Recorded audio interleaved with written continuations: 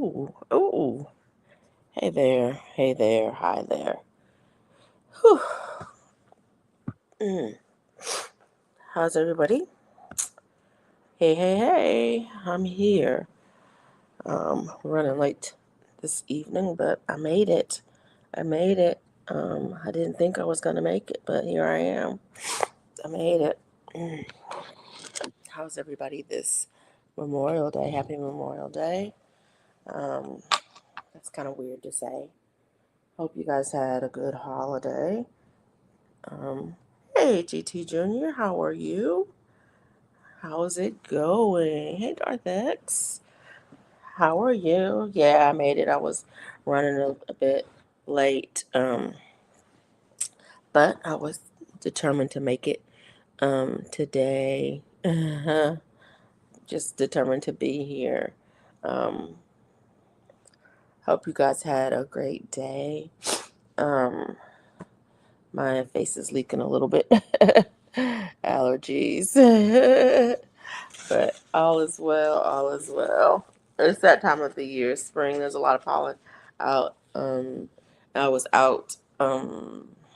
What am I trying to say? I was outside after dark, and so you know how the pollen settles um, in the evening, and so uh, got my allergies kind of kicked up a little bit. But all is good. All is good.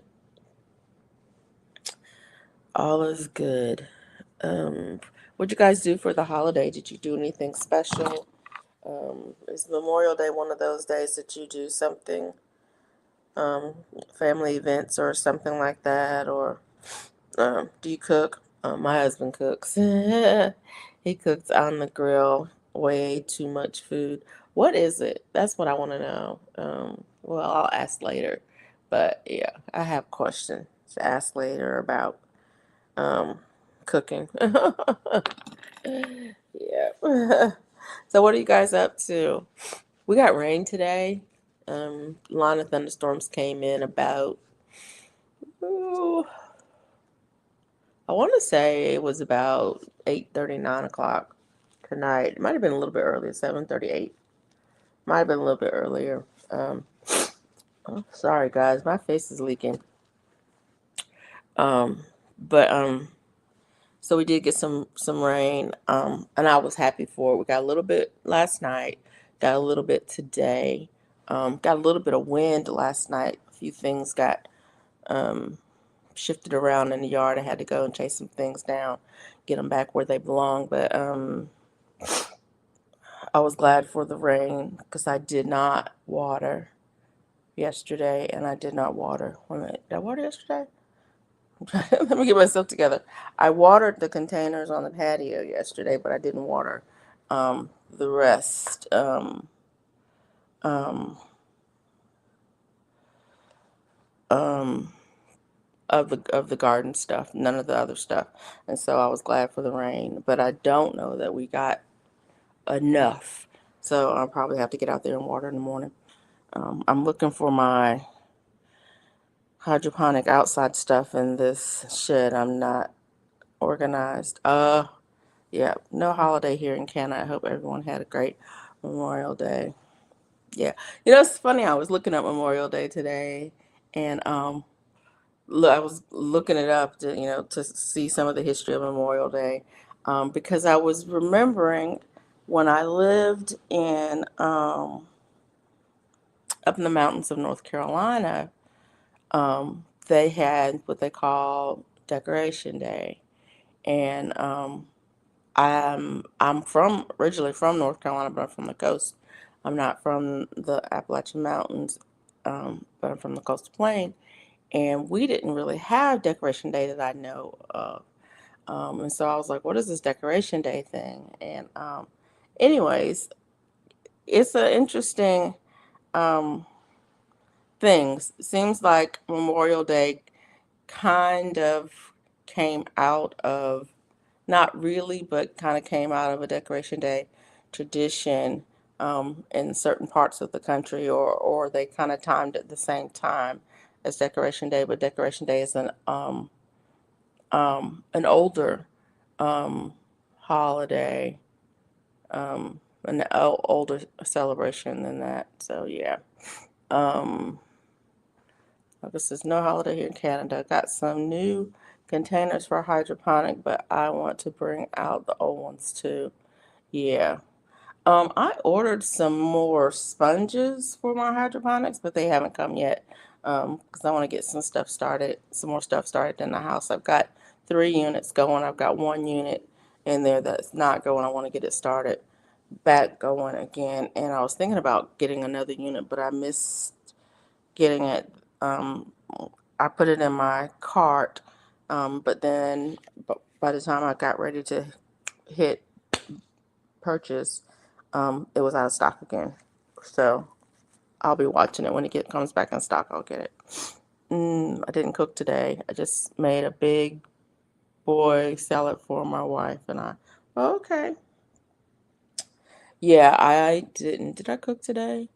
No, I didn't cook today. I had some leftovers for lunch, and then my husband cooked dinner. That was a lot. Our holiday was last Monday. Oh, okay. It was last Monday. Yeah, I saw something on the calendar. Ooh. Um, Hold on. Oh, there you go. I don't remember what it was.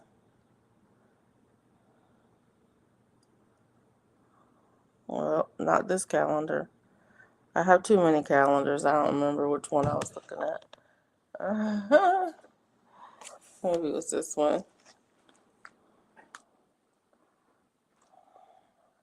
Victoria Day, Canada,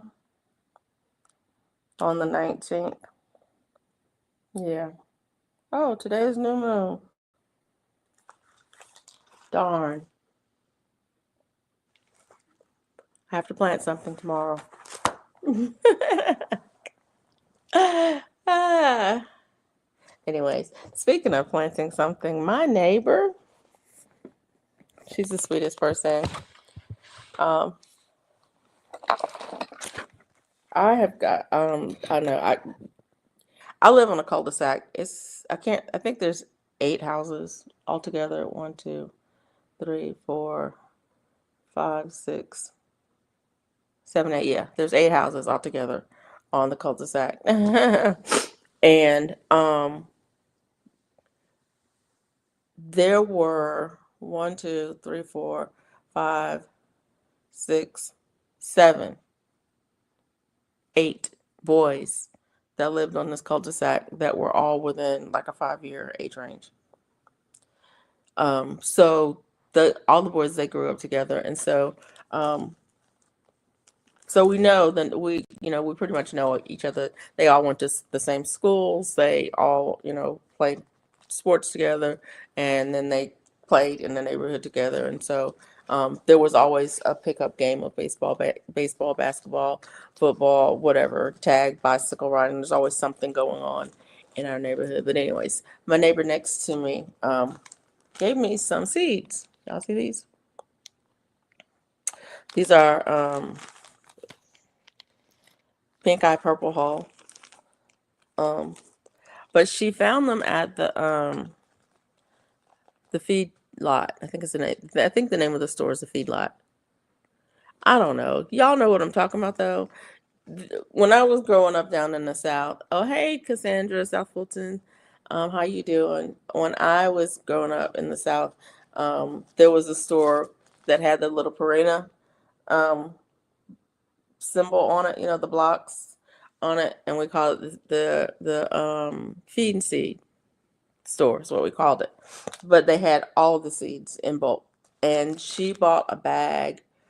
And I mean, and when I say a bag, I mean a little paper bag, yay big, full of seeds for like, I don't know, $4 or $5. But it was full of seeds, like thousands of seeds. And she was like, here, take some of these. And I'm like, well, just give me a few. I'll put them in my pocket because I have some and I don't really need any more, but I'd like to try them. And these are called Top Pick seeds. And evidently they don't put the beans out all over. they just put them at the top so it's easier to pick them. I don't know, but I'm going to grow some. So she gave me some. I put them in a bag. Pink eye, purple hull, top pick seeds. I hadn't heard of it before. And like I said, I have probably a couple of packages of pink eye purple hulls. Plus I have a mason jar full of them as well because they're prolific and they come back every year. When they don't come back every year, I always say that, but they don't really come back every year. If you leave them on the vine, when they dry, they'll pop open, and so you will have things fall to the ground. Wherever they fall to the ground, they will overwinter here, and you'll have them popping up. And so, even though my grass gets mowed every 2 weeks, between times there's beans coming up. These beans, these peas, they're cowpeas. They're coming up, and I just dig them up out the grass and put them into the bed. I usually don't plant any new ones. I didn't plant any last year. I didn't plant any year before last. So, and I have, I don't know, a couple dozen out there growing from the ones that fell into the beds and into the grass, and I've transplanted them. So yeah, um, but yeah, seeds. So um, Um, she's, I think she's kind of new to gardening. She had a little bit of a garden last year, and she's expanded this year. And this is my neighbor right next door. She's expanded this year, and so we've been doing a lot of garden talking and sharing seeds and stuff. You know how us gardeners do. It's like, oh, you want one of these? I have these. I have some of these. Don't buy this. If you need some of this, don't buy it. I have more than I'll ever use of this. That kind of stuff. So it's nice having a person who's interested in gardening right next to, right next door. And so usually we're outside at the same time in the evening before it gets dark and after it has cooled down. And we're usually yelling across the fence to each other as we're doing, little garden chores. So, yeah. Anyways, did y'all see my last video? I did post a video Saturday.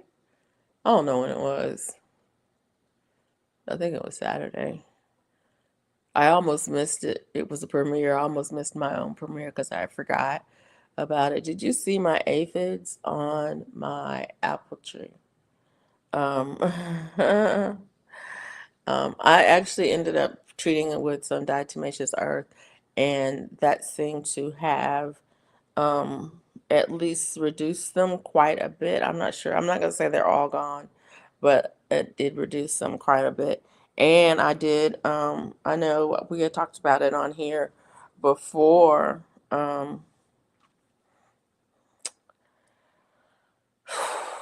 I did bag that tree because it has at least 4 or 5 apples on it.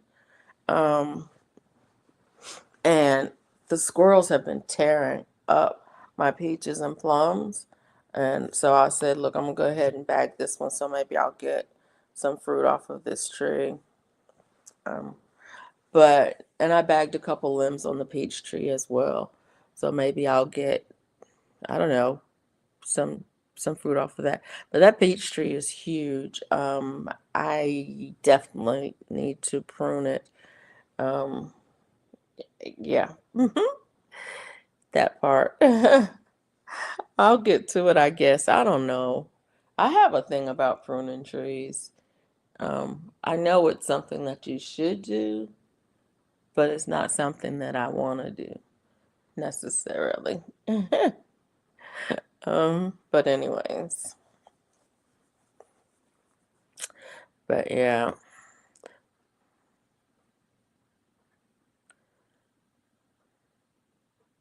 but yeah, I was just thinking about that. Hey, Mike, how are you?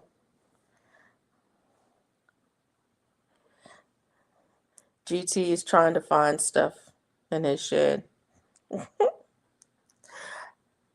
I was thinking about that the other day. No, I don't have a shed.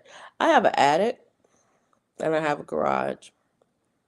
I know there's no gardening stuff up in the attic, but I don't know what's in the attic. I have no idea what's up there. And I was thinking about, I was like, I need to, next time my boys come home, I need to get up there, get them up there and just get some of that stuff out of there. Because I have no idea what's up there. None. Zero. Zilch. No idea whatsoever. The things that I know that used to be up there, like Christmas stuff, I don't think that's up there anymore because I think I took it down a couple years ago and said I'm not going to put it back up there because I can't get it. Well, I mean, I can. I just don't want to um, um, get it. And so I think I didn't put that back up there. But there's stuff up there. I know there is. There's probably baby stuff up there from when the kids were little. There may be, I don't know. There might be, I don't know. I have no idea what's up there, and it's kind of scary. I could just pretend that there's nothing up there and just, yeah, and just go on with my life. Like, I found one of the 5-gallon totes, but I'm missing 3 tops for the others. Yeah, I've got two. I've got at least 6 totes that I bought over the years in this house that I have not used. Actually, 8 that I have not used for what I bought them for. 2 of them are the 17-gallon ones. I bought them for trees. Um, these don't have tops, but I bought them for trees because I needed some big containers to say I'm gonna eventually put some trees in them. Didn't do that, so I still have those. But I do have a couple of trees that are probably gonna end up in those. And then no, 2 of them are, I don't know how big they are, how many gallons they hold. They're pretty big, but they were on clearance at Aldi, and so I picked up a couple of those. Those have lids, so they could be hydroponic. Um, but if I did those in hydroponic, I'd do it in the garage for sure. Um, and then I have smaller one. I think it's about, it may be 3. It's probably bigger than a 3. They may be 5-gallon. I have 2 of those. Those are feed containers for like horses or goats or some livestock feed containers. I bought them from the feeding seed or someplace like that. Um, but I was gonna use those too, to grow food in. It's annoying when the lids crack and you can't buy a new lid for it. Oh, that's an idea to go ahead and get more lids when you get them. Get some extra ones. Yeah. And that's another thing that I've been doing too is cleaning up in the yard because I have some containers um, that need to be just thrown away. And it's like, okay, I got to get rid of these, get the soil out of them, recycle the soil, refresh the soil, and then get rid of the totes because they're falling apart. Some of these totes, some of the containers, some of the plastics just do not hold up outside. And it's like, you know what? I'm not buying that again because after 2 years, when they are like, you can't really touch them, you can't, or they crack in your hands. It's like, ugh. That's like the milk jugs, the opaque milk jugs. No, the translucent ones, water jugs. They will break down really quickly, whereas the clear plastic ones last a little bit longer. So,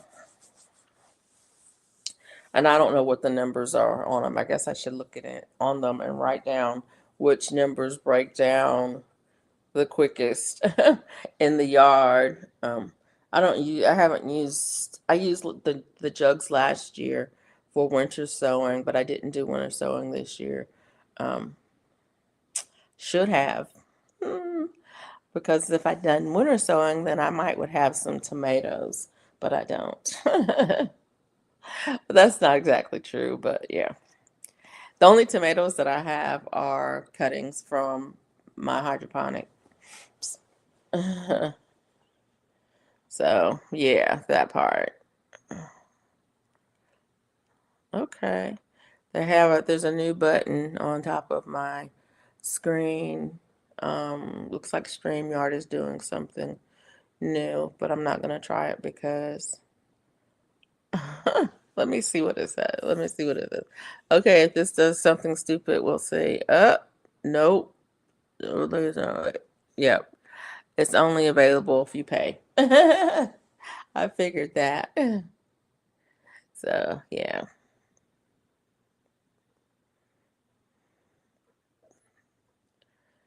But yeah. Um, I this time of year, I don't know, is it me? Seems like this time of year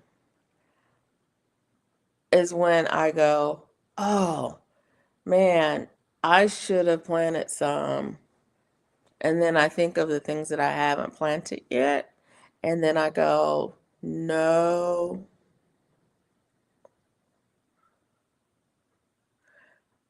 it's too late because it's going to be hot.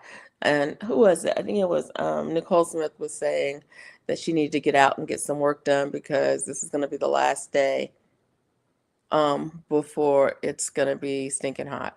Like it's gonna be over 95. um, Starting next week, it's gonna be over 95 for the rest of the summer. And so it's like if you didn't get any of those things, um, if you didn't get any of those things planted now, if they're not established, you might not be able to get them established in the South. It might be too hot to get them started. Or or they may just bolt right away. Like I have some Swiss chard out there in one of my green stalks, and it's looking okay. But I don't think it's gonna do well. I think it's gonna say, nope, too hot. And same thing with the celery. I never have luck with celery. Um, I have some celery that germinated out there, but I think it's saying, no, no, no, we don't like it out here. So I don't know. We'll see how it goes. But I think that there may be a few things that I tried to plant that are saying, no, no, we don't like this. It's too hot. I don't try Brussels sprouts at all. I don't particularly care for Brussels sprouts. That's not true. I like Brussels sprouts, but I don't like cooking them. There are a couple of restaurants that do them really well, and I get them when I go to those restaurants, and that's it. But I'm not going to buy them at the grocery store um, and cook them. I'm not going to grow them and cook them at home. So I don't try to grow them. But yeah. Yeah, I don't know what the temperatures are looking like here. When I saw that she had said that, I was like, "Oh no." It looks like Oh, it's going to be in the 80s this week. So it looks like we're good for another. It's going to be rainy and in the 80s for most of this week, which is good because I'm not going to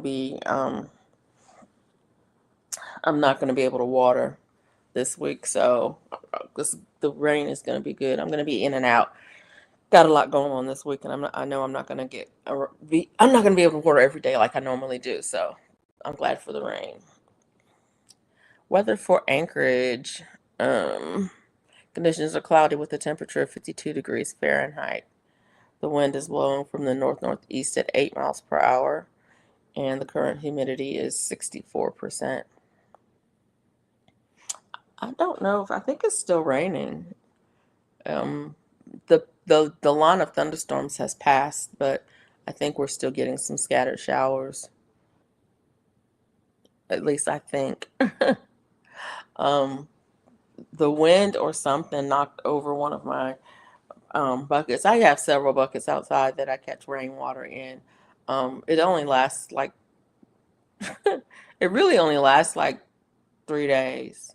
Like the buckets fill up, and then if it doesn't rain for 3 days, then the bucket's empty because I've used it all. Um, but when I went out this morning, one of my buckets was turned over, and I was like, well, I guess we got some wind. But any weather for a mini app. Oh no, I put plastic dollar store domes over my seeds. Had excellent germination under them. I'm excited to do earlier next spring. Oh, I have some of those plastic domes, and I have not used them, but I was going to. Literally, I put the seeds in a container and I said, "Oh, let me put one of those domes over it." And I forgot. And 2 days later, I went back outside. The seeds were up. It was like, okay, I didn't need it. I didn't need it. Um. So yeah. Um. The only thing that I really have left to plant outside is um more sweet potatoes.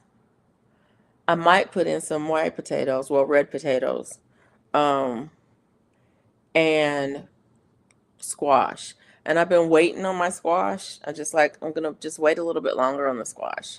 Um, but yeah, and then and melons. Those are the three things. So melons, sweet potatoes, squash, and red potatoes are really the only things that seeds that I'm gonna. Well, I'm not dropping potato seeds. That I'm gonna drop outside, and maybe some more onions. I may drop some more onions just to see how they do. Because my thing is, I'm gonna keep trying. I'm gonna keep dropping onion. I have lots of onion seeds, and I'm gonna keep dropping them as long as there's space. As long as there's space for more onions, I'm gonna be putting in more onions because I want as many onions as I can grow. Um, but I have in my video, I showed where I took a sweet potato, and basically what I did with the sweet potato is I put the sweet potato in the bed and covered it halfway with soil. So I laid it down in the soil, and up halfway is covered with soil. The bottom half is in the soil, the top half is out, and I just left it. And I have a 2 foot slip growing off a sweet potato in my kitchen. Yeah, I've got a couple in there. And so one of the things I do is I have that those. I put some out there to grow slips. I just put them straight in the soil, like some slips will come off of there. And as the slips start coming up off of them, I break them off and put them other places. And so I think I have 1, 2, 3, 4, at least 6 of them that I've already moved away, plus the original one that's still growing and putting out slips. And then I have some in here that were I had put in a paper bag, and they put some slips out, and so I dropped those slips in some water, and now those slips have roots on them, and so I'm probably gonna put them out in the next day or two. And put those out too. Um, but I want a lot of sweet potatoes, and I don't really care. Um, I mean, I'm gonna keep putting them out until I run out of space. That's another thing. It's like until I run out of space because I want a lot of sweet potatoes. I love them and I want them. So it's like I put out 10 slips. I got 20 more inside. Yeah, yeah. I always have more slips than I have space for. I always have more, and I just keep sticking them in places until I run out of places, and then I just leave them wherever they are. So, like the ones that I started in the ground, I'll just leave them there, and they'll grow from where they are because they just vine out, and where they touch the ground, they'll put some more in. And so, but yeah, I had some. I don't know. Did I show? I can't remember. I'm gonna have to go back and do another update video. But I had some caterpillar damage on my basil. I was like, look, the basil is supposed to be keeping the caterpillars off of other stuff, and it's the one that's getting eaten up. And it was I think it was the lime basil was the one that I had in a caterpillar on. I got the caterpillar off of it, but I went back and I had some damage on a couple of those, and so um, I went back and I sprayed some BT um, over in that area. Um, and it's funny because every time I see a butterfly, the little yellow ones and the little white ones, I see those butterflies, and I'm like, I see you. I see you. I think my neighbors probably think I'm crazy because I walk outside and it's like, I see you. I see you. And I'm talking to all of the creepy crawly things that are outside. I'm talking to all of the caterpillars that are out there. I'm talking to all of the butterflies that are out there. I'm talking to all of the aphids. I see you. I see you. I think it's pretty funny. Oh, and my figs. Yeah. I think in the thumbnail of the last video I did, I went through the garden and took some pictures, and so the pictures in the thumbnail are current pictures in the garden, and one of them I think is my figs. Oh my gosh, my Celeste figs is putting on fruit. It's just, and this is early. It usually doesn't put on fruit this early. Usually it's later in the year when it puts it on, and then they don't get ripe before it gets cold. But this year is putting it on sooner. So I'm like, okay, all right, you go ahead, go for it. But it's gonna be loaded. That tree is huge, and I did cut it back. Um, Oh, I think I'm gonna plant slips in my garlic bed and under marigolds. Okay. Yeah, my garlic is about ready to pull, and um, I'm gonna definitely gonna put some slips over there where the garlic is because I got room for it. Normally, I only see one white butterfly. You know who? But I've been seeing at least six at a time. Ruh-roh. Yeah, exactly. Um, there's been a few I've noticed. Today, when I got up this morning and I opened the blinds, and I saw one through the window, and I was like, "What are you doing?" I see you. What you up to over there? So yeah, there's that. Yeah, I need something to go where the garlic is. Um, I'm gonna put. I'm probably gonna put. I don't know. Let me just say, I don't know. So some of the things that I'm gonna plant some more of, and again, is beans, green beans. I've been harvesting green beans every day, every other day, and I've planted three rounds, three different times, three different times in my in-ground beds, and then I also planted some in the green stalk, and I think I'm gonna plant some more in ground, um, as some more in ground because I think the ones that are in there are probably about they may be about done. I don't know. I'm not sure, but green beans are something that can go. You can keep. Well, here you can keep planting them um, all the way up till fall because they'll keep producing. I've had no problem with them keeping producing until the frost. And so when that garlic comes out, some more green beans, probably going to go over there. Um,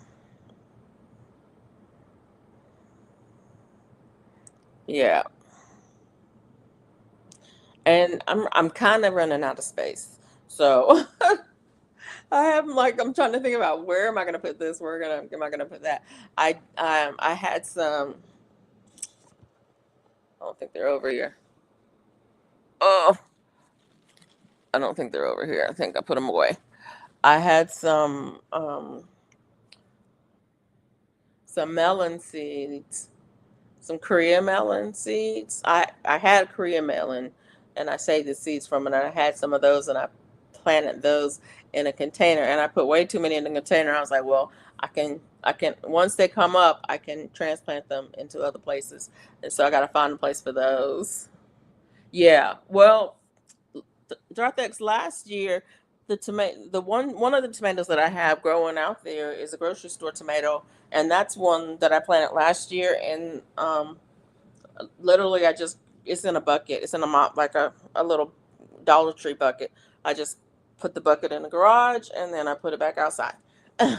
And so it's been producing. I get it's a little grape tomato. I get tomatoes off of it every every week or so. I get two or three. It's got probably about five on it right now. So yeah, and I'm hoping that it keeps going. I don't know. I don't know what kind it is.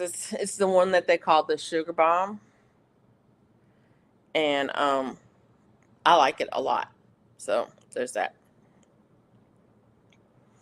Um, but yeah, and then I've picked pepper, bell pepper. I had one that I ended up. The last one I picked was on January 1st. Not this year, but year before last. It was on January 1st.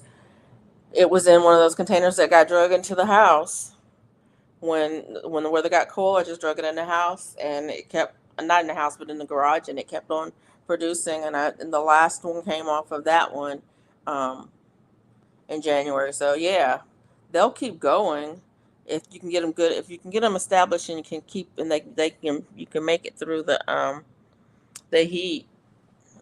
You know, if the heat and don't yeah whatever. I don't even know what I'm saying. It's like I have June bearing strawberries turning red. I don't do well with strawberries.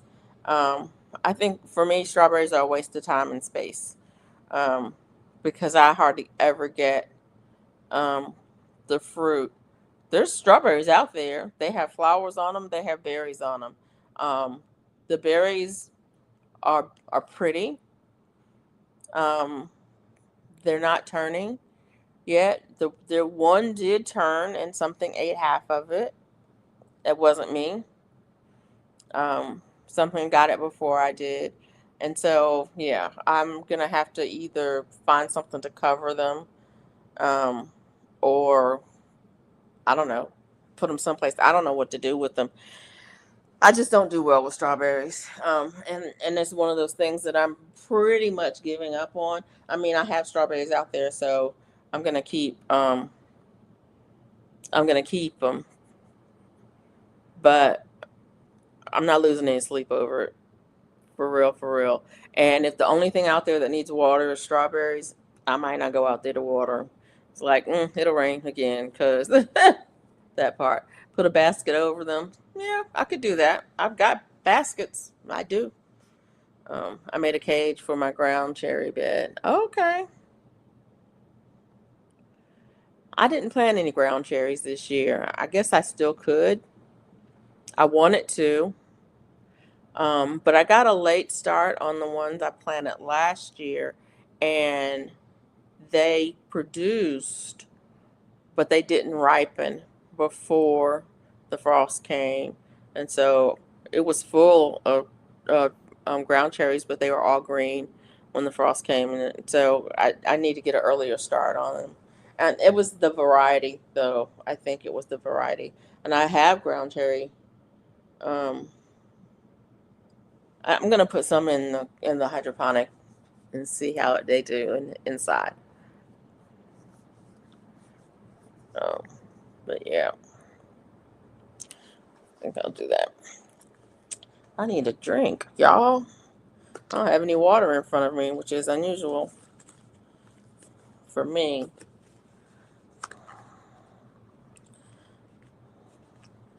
I may need to go and get some. I don't know. I don't know how long I'm gonna be on. It's like last summer, I'd fill my pockets and eat as I watered. Oh, nice. Speaking of filling your pockets, blueberries, y'all.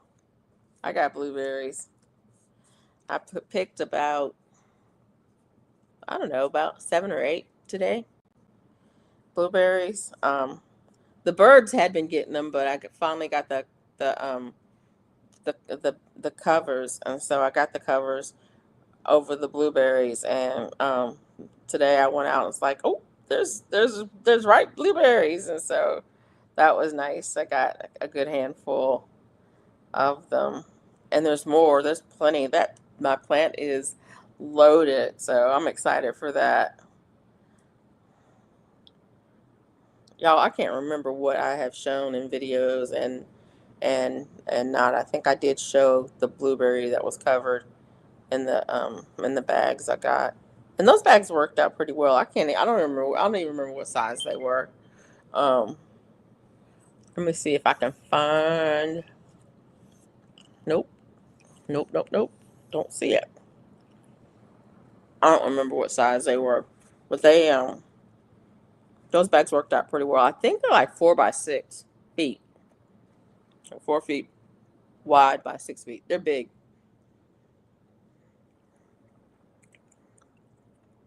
Ooh, I like to nuke blueberries with honey and eat over vanilla ice cream. I like to freeze them.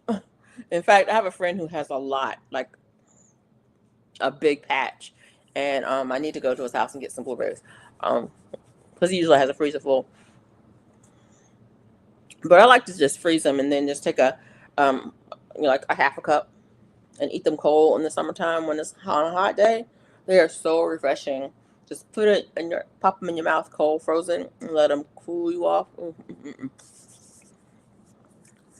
But mine, I haven't had any to make it in the house. I have a blackberry out there that I'm gonna probably pick tomorrow.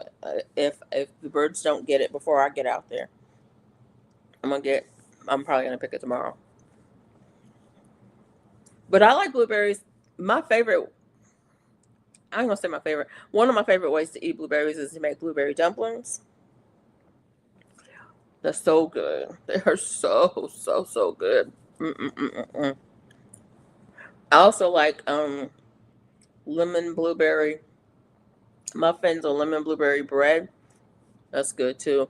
But I don't do much. I don't make many muffins or breads or things like that anymore. But oh, I do love them. I do. Yes, I do.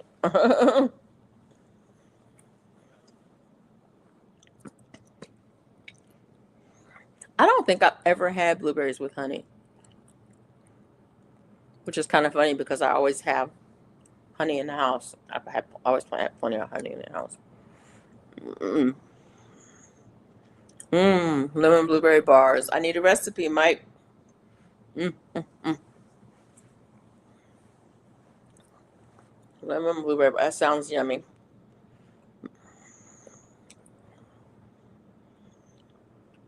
Speaking of lemons, I didn't get pictures of it, but my lemon bloomed and it has fruits on it. My lime bloomed. It has fruits on it. So yeah, excited for them. Those are the ones that I got this year at, I think, Home Depot. They want to sell for like $9.99. And I picked up a lemon and a lime, and I was like, "Yep, I'm gonna get it." So I'm excited for that. Um, a kumquat is alive. It's not thriving, but it's alive. Um, I thought I had lost it, so I'm excited. Still alive. Has leaves on it. Um, I just took raspberry bar recipe and substitute blueberries with extra lemon. Okay, sounds good. My local HG had guava trees, so I got one. Oh, nice. I haven't been in there in a minute, and I need to go in there, but I haven't. Um, I just need to go look and see what they have. Because sometimes they do have some. I mean, they have some decent things in there. If you catch them at the right time, you can get some stuff. Yeah, guava is one of those weird things. I bought some at. I think I bought them from the Asian market. No, the international market. And I was driving home and I'm like, what is that smell? What is that smell? And it's an unusual smell.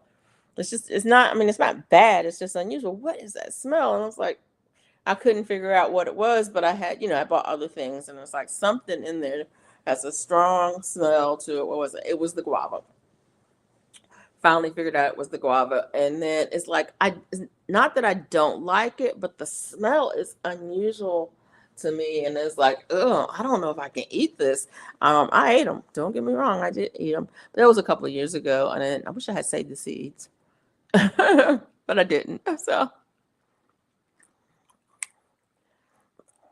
uh, haven't been to the international market in a couple of weeks. I need to. It'll be probably another couple of weeks before I run over there. It's on the other side, way on the other side of town, and I don't go over there very often. But I had a couple of appointments over there, and while I was over there, I said, "Well, I might as well stop." And they have a lot of stuff in that market that I'm like, I just need to let myself make myself come over there at least once a month, because it's worth it just for the produce. Um, it's just worth it for the produce because like I can go to the local grocery store, which is right up the street, is walking distance. This is less than a mile from here, and I could go up to that grocery store. But am I gonna find Edel there? No. But the international market's gonna have it. Am I gonna find Asian sweet potatoes? Nope. Am I gonna find the purple sweet potatoes? Nope. It's like, am I gonna find lemongrass? Nope. But if I go over to the international market, yeah, I will find all of that and more. In the produce section, you will find, it's just, I mean,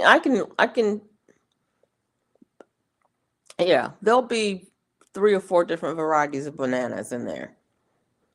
You know, not just your regular old dull Chiquita banana, whatever, but there'll be the green cooking bananas. There'll be the regular, eating bananas. Then there'll be the wide flat bananas, and then they'll have a couple different kinds of plantains in there as well. And so it's just worth it to go over to the international market, and the prices are good. Um, but it is, I don't know. I think it's a good, probably, is it 15? Maybe 15 miles. I don't know.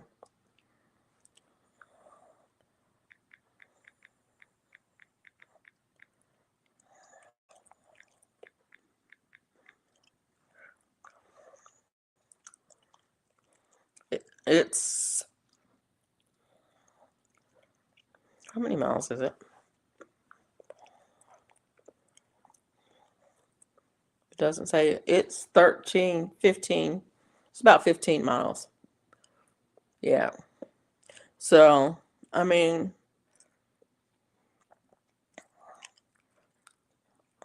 I don't go over there very often, but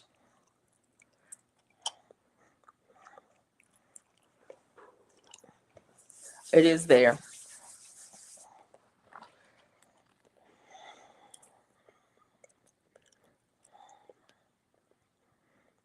And it's a resource. There are a couple of other markets that are closer that they don't have as big a selection, but they do have some of the things like the Indian market I'll go to. I almost always get my spices from the Indian market just because it just makes sense. It makes more sense for me to go to the Indian market and pay. I think I did a price thing last year on that.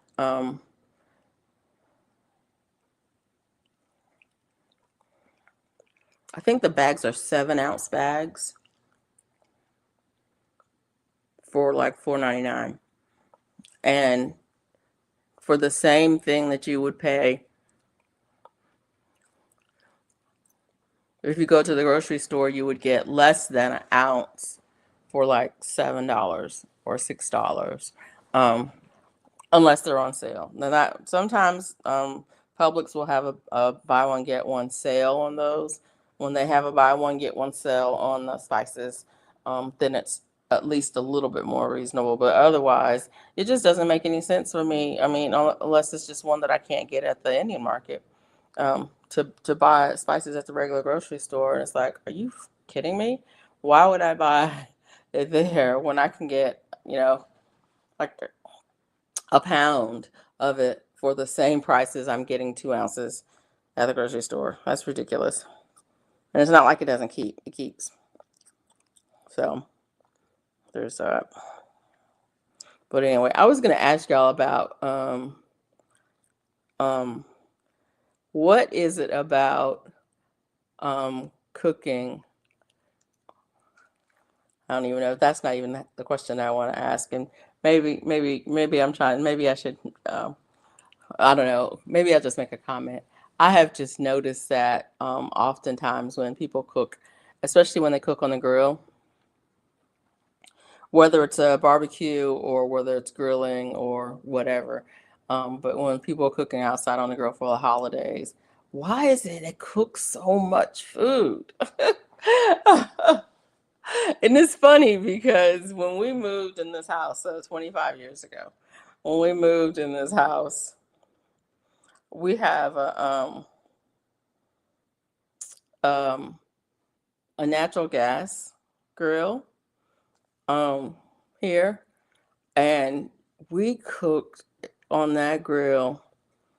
We cooked so much, yes, food on that grill. And I'm not just talking about, I mean, I'm not talking about we did it because we had a gas grill, blah, blah, blah. With a gas grill, you can cook, you can turn it on and cook and turn it off, and you're done. So it's not like charcoal. And but when we cook on the gas grill or when we're smoking, if we're smoking, it is nothing for my husband to do. We have the what kind of smoke?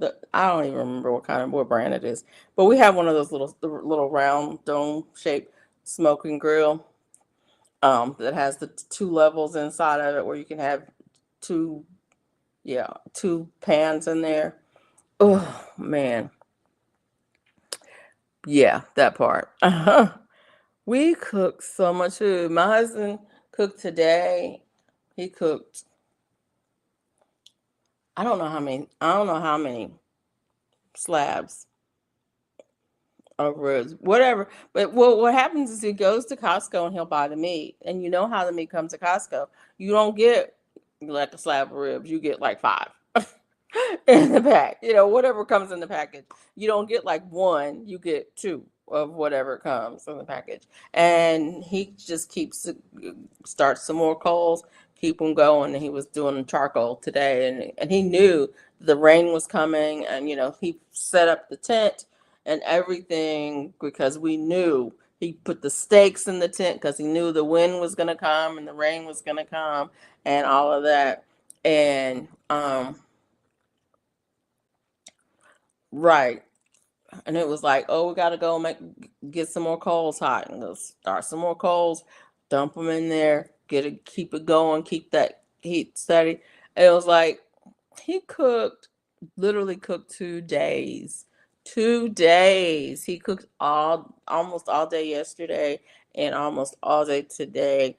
And we were just pulling pork from the Boston butt, slicing up ribs, packaging it up, putting it in the freezer. And it's like, why? Why? Why cook so much? And the kids weren't even home. And it's not like the kids were home. We had, two young men to feed who can eat a whole lot. No. But I think it's interesting. I think it's actually I saw, um I don't remember if it was a video or if it was a presentation where someone was talking about the culture, um, the cultural part um, of the cookout. It's like, he says, we want to have food for days and we want to have a lot of choices. Yeah, that part. Yeah, we don't want to waste the charcoal. I have two gas grills, but I don't like gas much.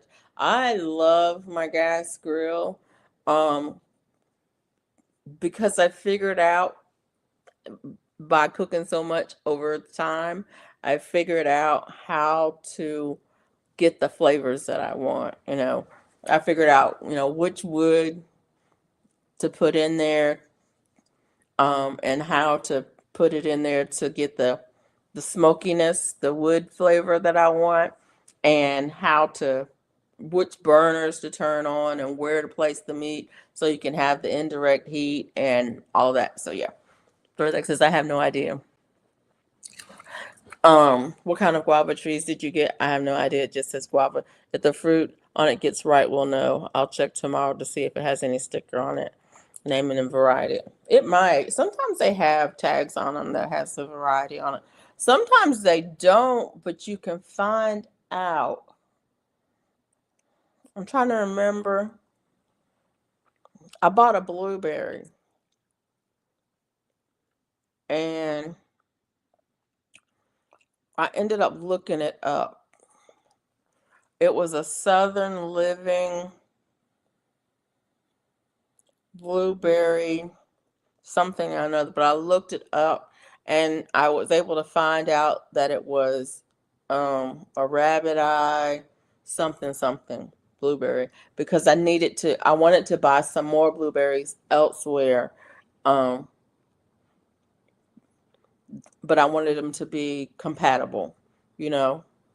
Not that it matters, it may not matter, but I wanted to get the same, not the same variety, but the same kind. You get there's high bush and low bush and rabbit eye and other things. Anyways, but sometimes when you can look up like Home Depot guava and the whatever the label says, you can look it up and figure out what variety it is. I don't know. But anyways, I was saying there was a lady who did a report about the tradition of of cooking, and her report was on cooking meat. Um, the cookout and the cooking meat, and even the sides, which sides to go with it, and the amount, and how I know I went to my brother-in-law's house one year, and literally there was probably 20 plus people who were there, and he cooked enough food for probably over 100 people. I mean, it was literally come get a plate to go with you for everybody. It was that much food. It was just so much, and I was like, wow, man, you've been cooking for days. And literally, I mean, he had started cooking. It was like a holiday, like a holiday weekend, and he'd like started cooking on Saturday, and it was a Monday holiday kind of thing. It was like, and it was, several grills were going, and the oven was going, and there was greens on the stove, and yeah, it's like, what you gonna do for the holiday? We're gonna cook and we're gonna eat. What you gonna do for the holiday? We're gonna cook and we're gonna eat. I have pink lemonade blueberry bushes, delicious. They are the rabbit eye variety. I do not have the pink lemonade blueberry, and I don't know why. A lot of people do have it though. I've looked at it and I've actually put it in my cart several times to buy it, and then put it back. I didn't get it. I don't know why. I didn't get it. I think it's because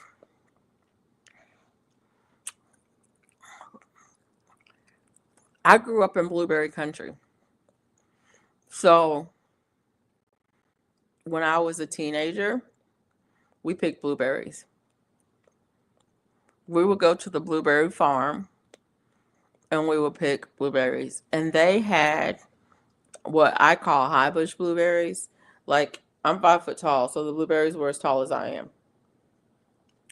And you could go to the blueberries and you could hold your container up to it and you could run your hand under it like this, and the berries would just fall in your container. You could literally, we would go, my mom would get us up like at 5 in the morning and we would drive over there. It was probably about a 30-minute drive. We would drive over there. We would hit it about daybreak and we would go out there and we would pick for about an hour. Everybody picks for about an hour, and we would have enough blueberries to last us all year. We would have them come in, and you would clean them up, bag them up, freeze them. When we had a deep freezer, we would freeze them up, and we had blueberry pie, we had blueberry dumplings, we had blueberry bread, we had blueberry jam, we had blueberry syrup, we had everything blueberry. You had fresh blueberries, you had frozen blueberries, you had canned blueberries, you had everything blueberry forever. But that was the blueberry that I love, that blueberry. And they were big. They were big and they were sweet and they were plentiful. Um, and I didn't work the blueberry farm. I had a cousin who actually worked the blueberry farm where, they would, it was, I don't know. Y'all, I grew up in the South. So, um, during the season for different crops, literally you could get up out of your house, get up out your bed, get dressed, and go stand up in front by the road. Like, I could walk out my house, walk down the driveway, stand on the side of the road at about 5:30, 6 o'clock in the morning, and a truck would come by. If you wanted to make some money, you get on that truck, and that truck would take you to the field, and you work. And it was by the peck, by the bushel. You got paid by what you pick. You pick, you take it up there, they weigh it, they mark it. At the end of the day, you got paid for however much you picked. And my cousin worked blueberries. I never worked blueberries. I worked cucumbers. And I worked potatoes. My brothers worked tobacco and potatoes and cucumbers. I never worked tobacco. But there was the crops, whatever the crops were. They always needed workers, and there was always a truck that came by. And if you wanted to go, you just be ready. Be ready when the truck came by. You get on the back of the truck, you go and work, and at the end of the day, they come back and they drop it back off where they picked you up at, and you got paid, for working. Now I know they don't do that anymore. Or if they do it, they don't do it there anymore because a lot of that's been mechanized over the years. But a lot of it hasn't been mechanized over the years. I mean, if you guys want to know what's going on in the world, you go and look at all the farmers who are looking for people to pick their crops, and the people are like, there's nobody who wants to work. It's not worth it anymore. But yeah. I grew up in blueberry country. Says I grew up in blackberry, plum, and pecan country. Yeah. I don't remember anybody commercially growing blackberries, plums, or pecans where I grew up. Not commercially. No, we had blackberries. We had plenty of blackberries.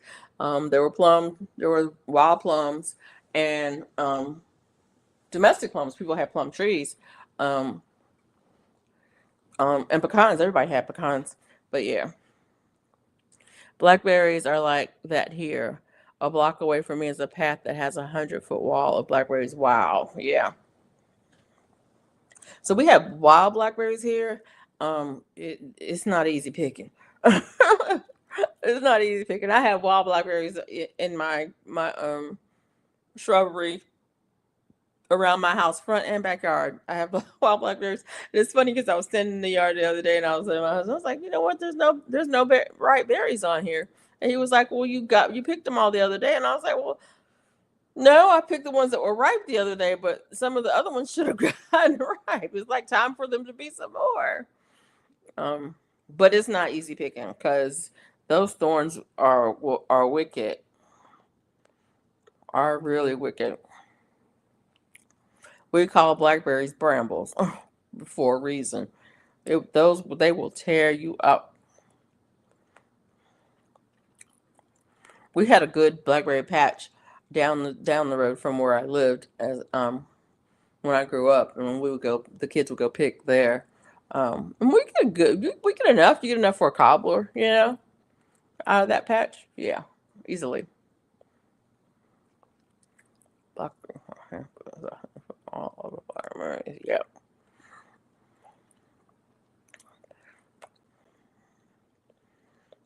But yeah,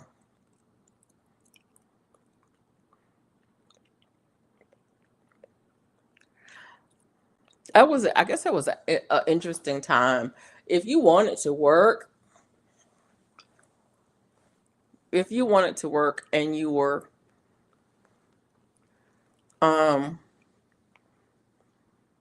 you could find work. There was always work. There was always farm work, um, during season. And the season, there were people um, who followed the crops as well. So there were people who were local who worked the crops, and then there were people who were migrants who followed the crops. And and so, but there was always work if you want to work. It was a different time. I've dug up wild blackberry roots, 10 foot long. Oh, yes. There is there's a wild blackberry that is growing right outside my garden bed. Actually, it's in the garden bed, and it pops up ever so often, and I cut it back as much as I can. Um, right, exactly. If you can cut them back to the ground, and they will pop right back up, and I just keep cutting them back, cutting them back, cutting them back. Um, and they're hard to kill too. Honestly, they're hard to kill. If you wanted to, use some kind of chemical to spray them to kill them, it's hard. There's not a lot. I mean, there's not a lot of chemicals out there that will actually kill it. There's a lot that will knock it back, but those roots are, if you don't dig them out. um when my husband built the garden bed, the big the my main garden bed, when he built that one for me, um I gardened in it a few years, and then for like a few years I let it go, and the blackberries got in it. I was like, I don't know how we're gonna get them out.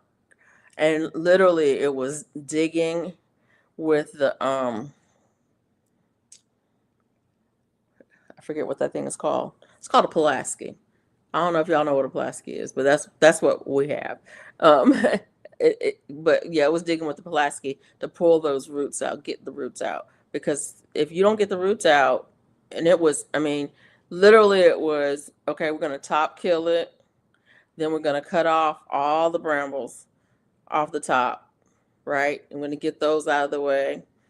I'm going to burn them because we don't want them to sprout anyplace else in the yard. We're going to burn them. Then we're going to get the Pulaski, and we're going to go after those roots and dig and dig and dig and pull up those roots with gloves, and pull up until you get as much of the root out of that garden bed as we did. It took a lot, and that's why I grow something in there every year, because I need something to compete with those blackberries.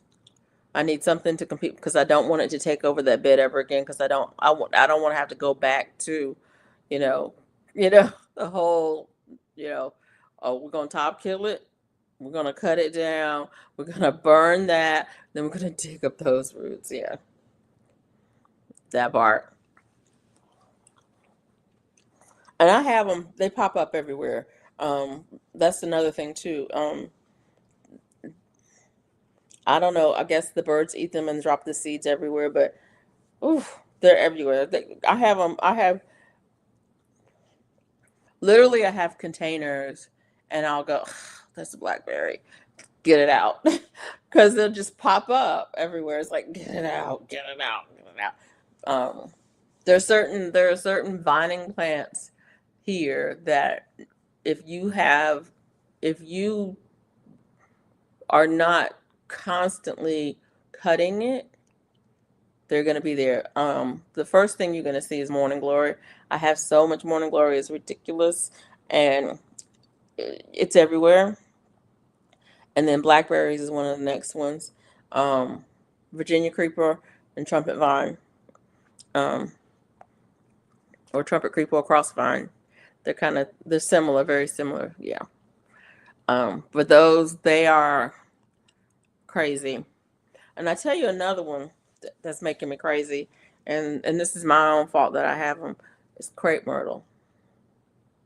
It's kind of my fault, but not really my fault. My neighbor has crepe myrtle, and so because of that, they pop up all over. It's like there's another one. There's another.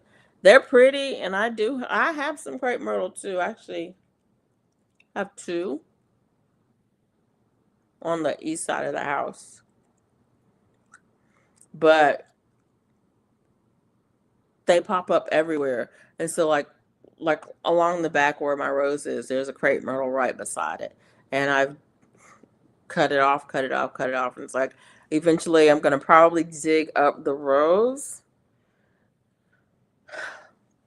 and put it aside so I can dig up the crepe myrtle and then put the rose back. Like these raspberries are popping up everywhere here. Leaves for tea, maybe. Yep. Raspberry is a good leaf for tea. But yeah, it is kind of invasive. I'm not gonna well, I shouldn't say invasive. Aggressive.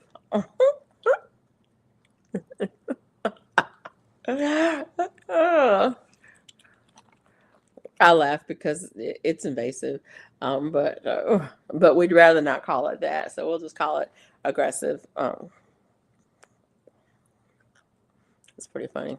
Speaking of invasive and aggressive, I can't. My lemon balm is not doing anything. It's so weird. I had lemon balm.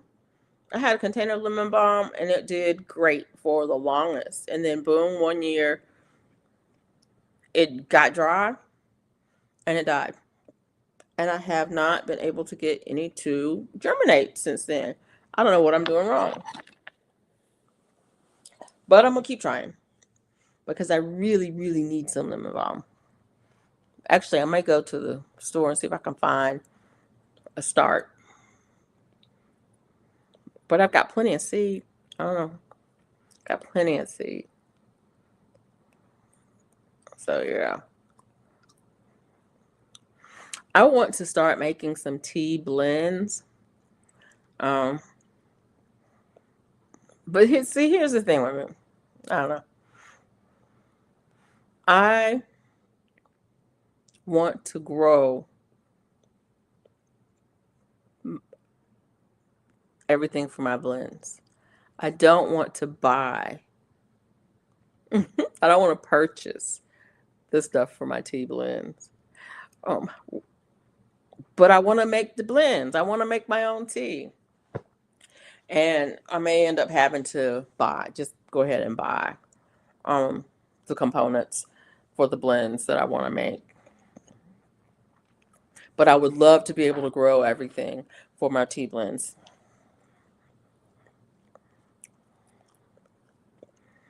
Rather than sourcing it elsewhere. I don't know. Why do I feel that way? Y'all feel the same way? I don't know. I drink a lot of tea, and most of the tea I purchase. I don't are not my own blends. The only tea that I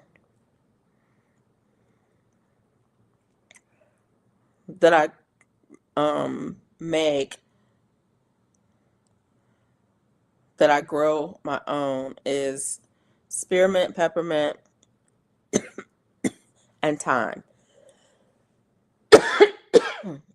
Those are the ones that I grow enough that for my blend, so I don't have to buy those. I never have to buy spearmint, peppermint, or thyme.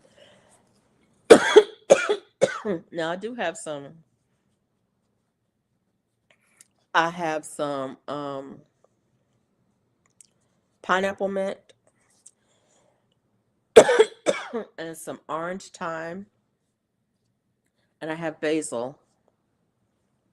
I have not been making basil tea, but I'm gonna start making basil tea because I have lemon basil, lime basil. I just bought cinnamon basil and excuse me, y'all.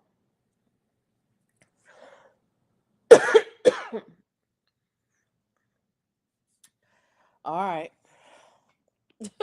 Okay. All right. Jeez. All right. Yeah. I feel the same way. I gather tea plants for tea. Uh huh. Harvest leaves, but it isn't enough. I do have some herbs that I've harvested and some plants. Like I have a bunch of Jamaican sorrel. I didn't even grow Jamaican sorrel last year, and I still have a bunch of Jamaican sorrel that I had dehydrated. Um, I also have some Jamaican sorrel that I made some syrup. I made some concentrated syrup with, so you can use that as a sweetener for other teas if you just want sorrel in it. But I don't have enough. Like I would like calendula. I would like a lot of calendula. I'd like lavender. I'd like a lot of lavender, but I don't have a lot of the. I don't like. I haven't had success with growing calendula, and I haven't had success with growing lavender. Now my lavender did germinate, but yeah. Hold on a second, y'all. I need to hit my inhaler. I'm gonna turn this off because I don't want. I'm gonna turn off the camera because I don't want YouTube to get upset about it.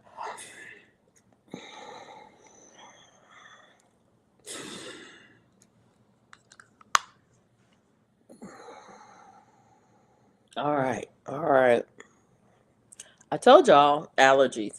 Um, and, but anyway, I'm sitting here with two different inhalers right in front of me, and I'm going, why are you sitting here coughing when you know you need to use your inhaler? Come on, don't don't be stupid.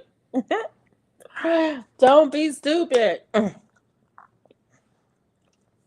So yeah, this is the worst time. Actually, I was gonna say this is the worst time of year for me for allergies. It really is. The spring is the privet season. When privet blooms, you guys might know it as ligustrum.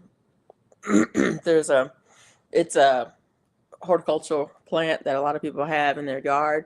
And I was driving down the highway today, and I was looking, and there was like a wall of these white flowers, and I was like, "Oh God!" I was like, "I should have stayed home because I don't have any."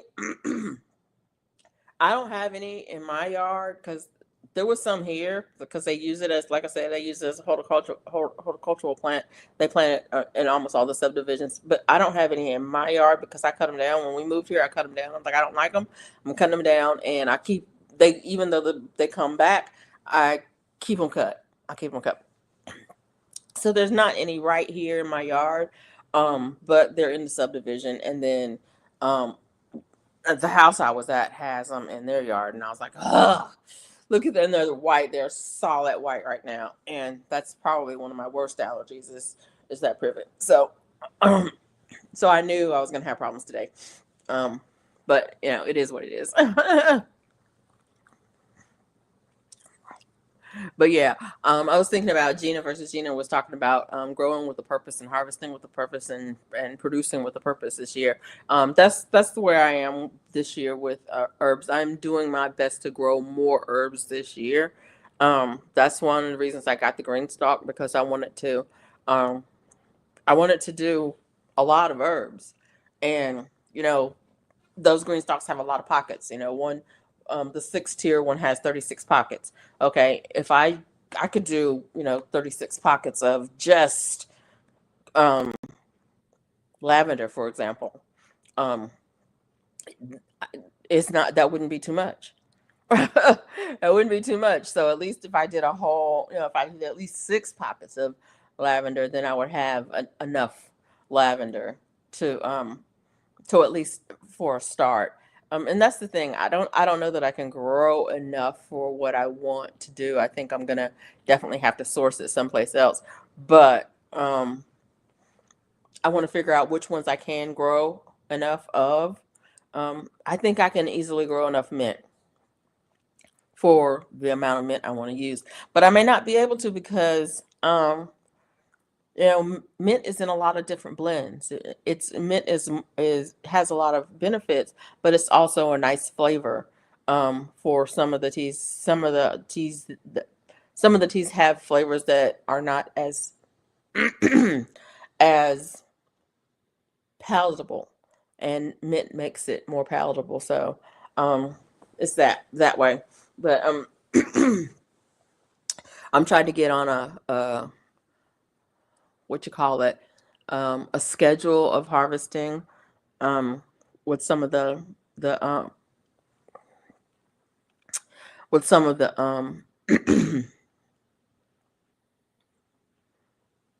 some of my herbs, because they're growing and they're doing well, and it's like, oh, I need to harvest that, and then I don't harvest it, and then it gets dry, or something happens or dies back or something. It's like, man, I didn't get a harvest off of that.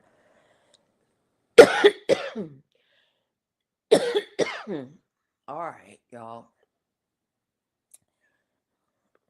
But anyways, but yeah, I'm trying to. That's one of the things I want to do a better job of this year is um, harvesting my herbs better. Yeah, and and growing more. Hey, 755 Media, how are you? Thanks for coming in, y'all. I'm gonna have to get something to drink.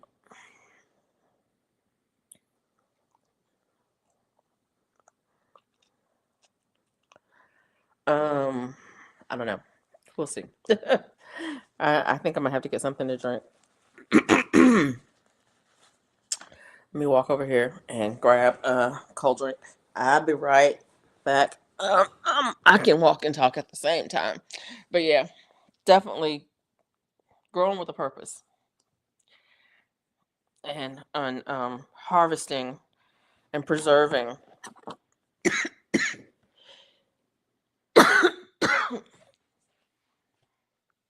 I'll be right back, guys.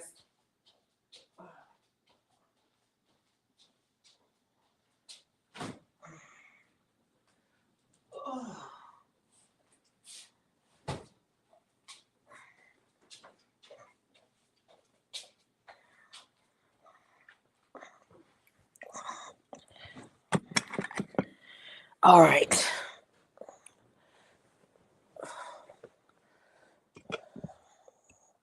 If it was Lydia or Broke, I would say cold beer, but I'm not Lydia.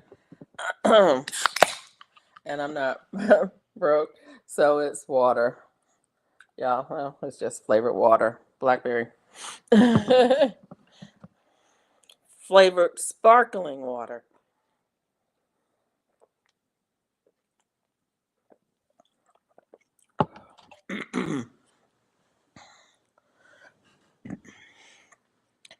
I'm cool getting my rounds in. Okay. Need to learn more about preserving or jarring food. Yeah. It's good to have fruit 12 months a year. Yeah, it is. Um, I have a book. I think I've shown it on here before, but it's Ball's complete preservation, complete. Guide to Preserving Food. I think that's what it's called.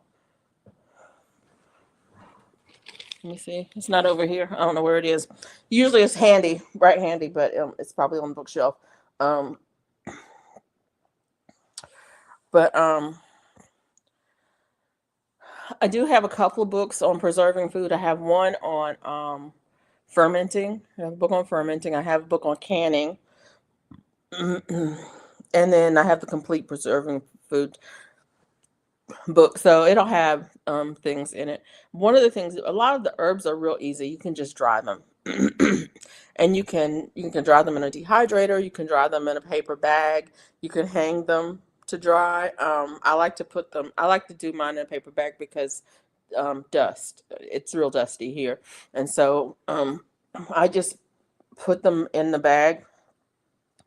And then I will sometimes I will tie them with the string, like by the stem. So you cut them, you put all the stems together, you tie them by the stem, and then I put the whole thing inside of a paper bag. And then I'll clip it at the top so it's hanging free, but the bag is covering it so you don't get any dust in there. And you generally it dries within a few days. Um, but there are um, you can buy dryers, like air dryers that you can hang outside from like a tree or from a a wire or whatever, from a hook or whatever, and they have layers where you can put them on layers, and it's like organza or something like that. And they can air dry that way, but you don't have to make it hard. Literally, you don't have to make it hard. Put it on one layer, put down a layer of paper towels, put it on a layer of paper towels, one layer, and put it in the oven, and just let it sit in there. Sit it in the oven. Don't turn it on or anything. Let it dry. When it's dry, put it in an airtight container. You can vacuum seal the jars closed. You can vacuum seal it into plastic vacuum seal bags or whatever. But a lot of herbs you can just dry like that. I do use my dehydrator. I have a dehydrator. I have the box kind that has the shelves that you can slide out. A lot of things I will put on the shelf, put on a flat tray, slide it in there, and then just leave it in there because it's in a box, but it's open, and so it basically air dries it. But it can, like I said, it's contained in the dehydrator, and so no, you don't have to worry about dust. I do that with my butterfly pea flowers because you once butterfly peas start to um, bloom, you're picking them every day. I usually have 2 or 3 plants. I'm usually getting 8 to 12 flowers per day. I bring them in, I wash them, I dry them on paper towel, I throw them on the thing, I put it in there, and I leave it. I don't even turn it on. And then once I have 3 trays, I may turn it on at a low temperature and let it go for 8 hours, and then I bag it up. And that's just to make sure that last little bit of moisture gets out of it, because it will air dry. You can do them in your microwave. Um, who is it? Scaredy Cat Gardener. She has another name. Chef Pam. She's got a video on how to dehydrate your herbs in your microwave. You can do them in your what's that thing called? Air. What is that thing called? I forget what it's called. It's the fryer. Air fryer? Is it called air fryer? That's not what it's called. What is it called? I don't know what it's called. Yeah, air fryer. Okay. I'm like, it's called air fryer? I don't know what it's called. But you can do them in the air fryer. Um, I don't know how to do it, but there are people who have videos on it. So if you check out the video, you don't. It doesn't take them long. I think it's like 15 seconds or something. You can do them in the air fryer. So I don't know. It's a really short amount of time, but you can dry herbs in the air fryer. Um, I personally um, prefer to hang mine to dry. I just do. So when anything that has a long has a hard stem, or you can cut it and it has a hard stem. I simply tie a string around it, and I hang them up to dry. And I will hang them inside of a paper bag. I'll get a big bag and hang it inside of that bag. Just use clothes pins to clamp them in there, and let them hang and dry that way. They dry naturally. They once they dry, you can just do like this, and they fall into the bag, and then you can dump the bag into whatever, and you're good to go.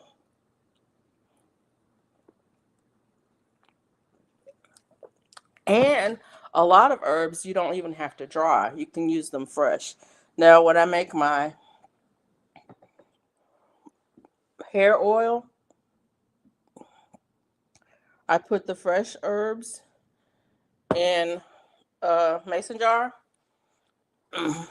fresh or dried, whatever I'm using. But like this one has, I don't know what's in it. I do know what's in it: rosemary, cinnamon, cloves, tea, castor oil, and the carrier oil is avocado oil.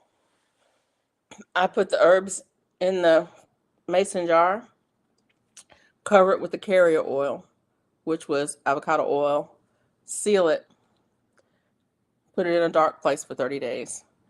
And after that, then I jar it up. When I jar it up, I mix it with the castor oil in whatever blend I want it in. And then before I use it, I shake it to make sure. Well, I strain it before I put it in there, but I strain it and I shake it up to make sure it's mixed good with the castor oil. And then I use that as a hair oil.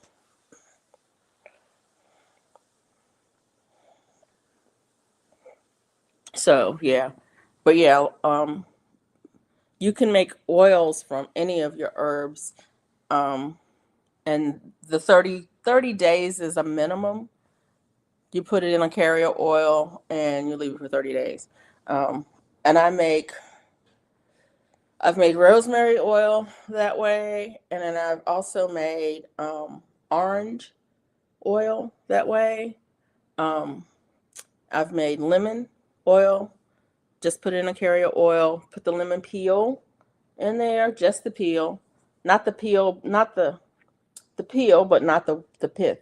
So you want to get as much of the color part of it, but very little of the white part in it, and let it sit for 30 days, and you've got a nice lemon oil or whatever. And those are good for like if say you wanted to cook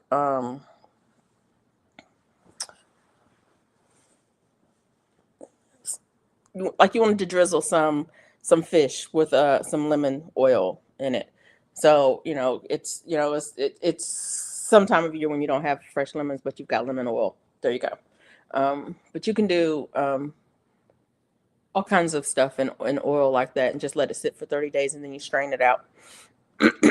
At least 30 days, a minimum of 30 days. You can also heat it to speed it up, put it in warm oil. I don't usually do the heat method because I have plenty of time. I'm not in any hurry for it. I was trying to think of, there's another oil that I do. Goldenrod. Well, I do goldenrod honey. I didn't do oil for goldenrod. I did goldenrod honey, and I did goldenrod um, in alcohol. I made a tincture. I did it in 100 proof alcohol. Was it 100 proof? Yeah, 100 proof alcohol or higher, 100 proof or higher. Um, Put it in there. You can make your own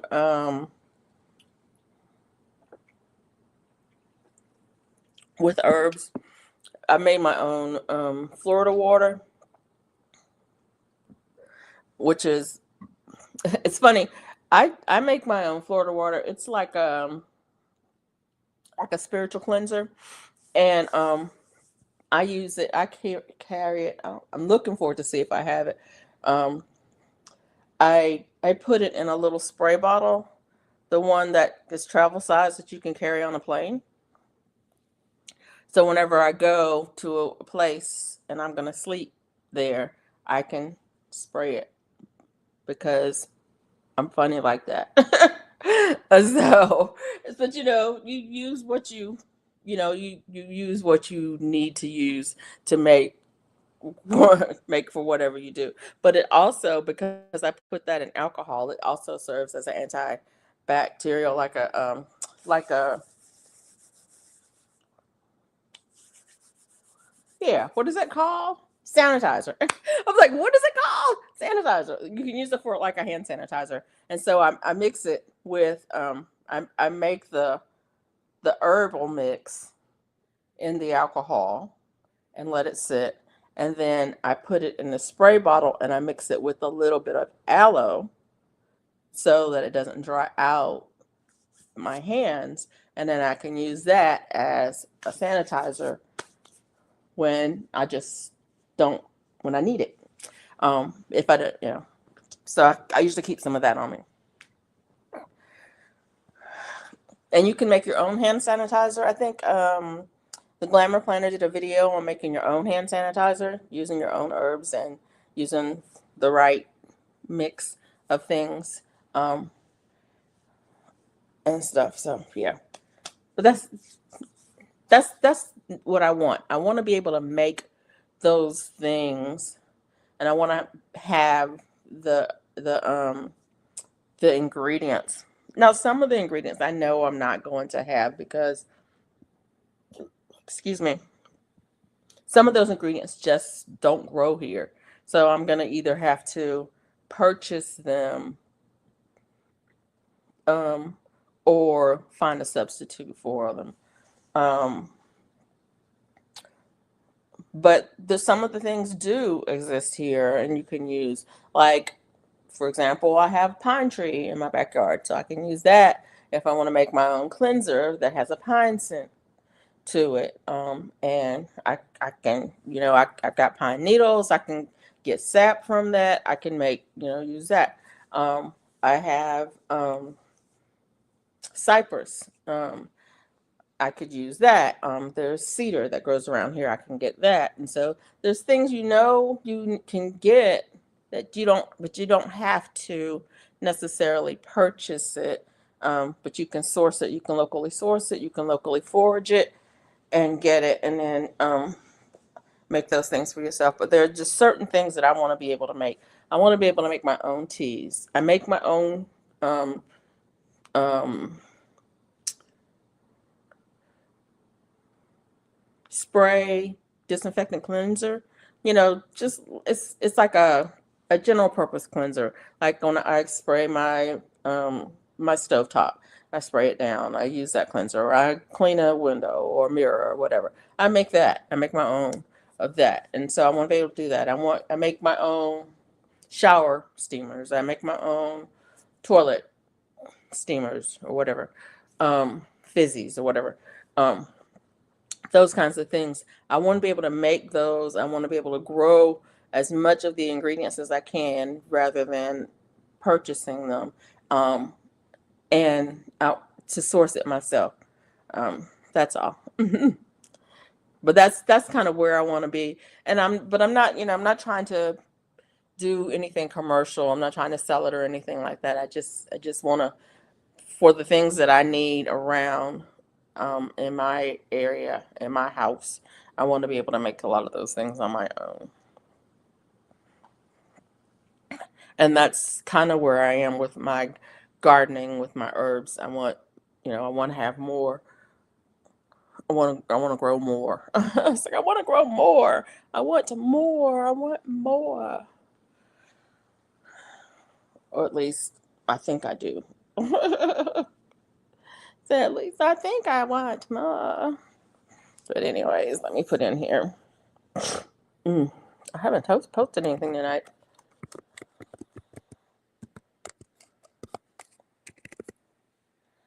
Let's see where we are.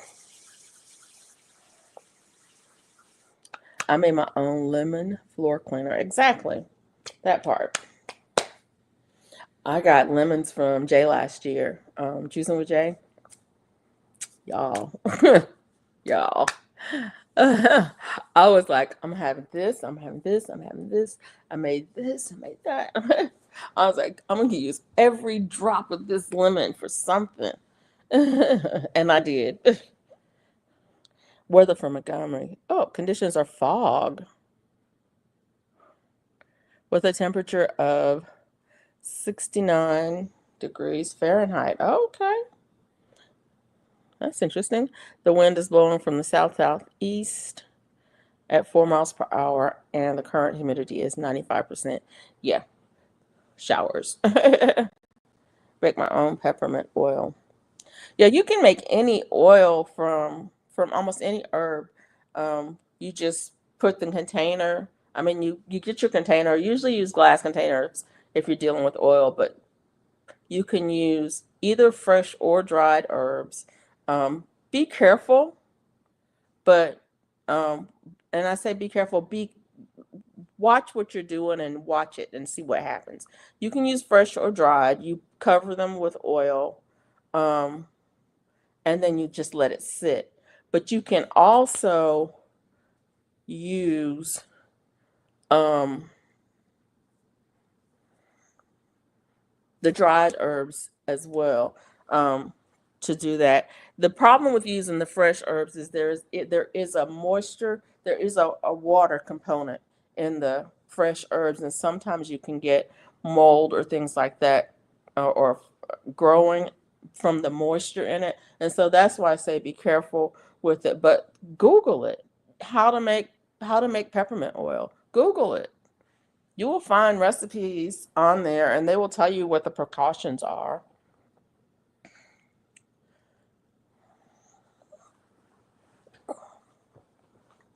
I got a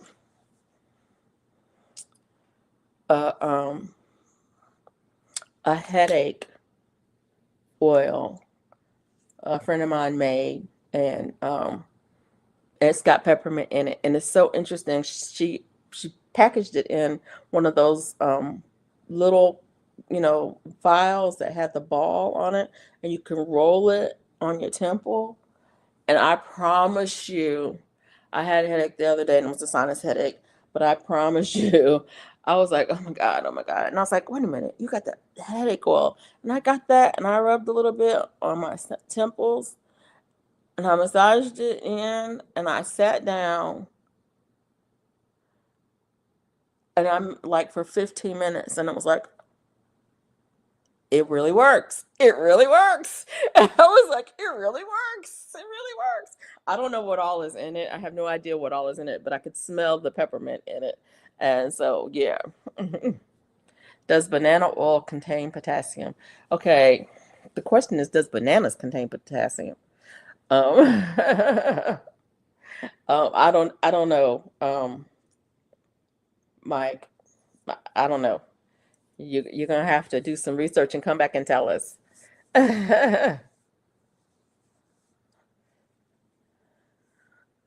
I've cured headaches with peel.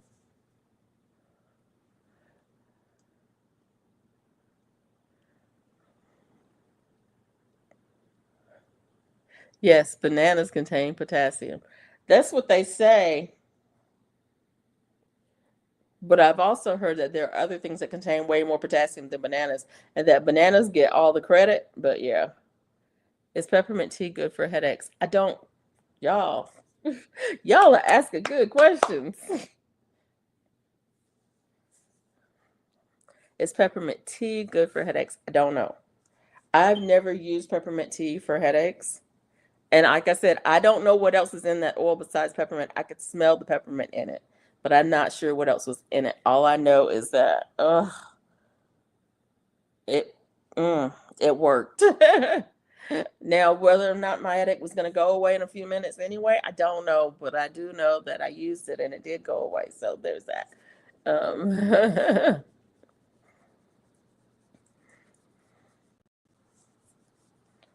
I don't get a lot of headaches. I get sinus headaches on occasion, but I don't get a lot of headaches. And when I get a headache, I'm like, oh, what's going on? Usually the first thing that happens is I take my glasses off. And then I wonder, and then I can't see. And I'm like, I can't see and I can't wear my glasses. Why am I taking my glasses off? And I'm taking my glasses off because the pressure on my glasses, the pressure on my face from my glasses is irritating. So I take my glasses off, the pressure's relieved, and then I feel better, you know? But I can't do anything because then I can't see. So yeah, I don't get headaches often, but I need a cure for it. Oh, whew. Sciatica.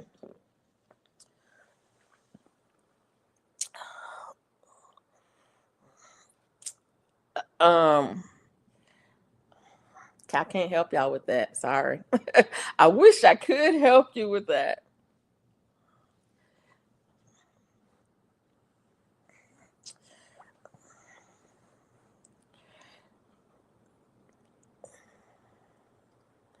If you haven't tried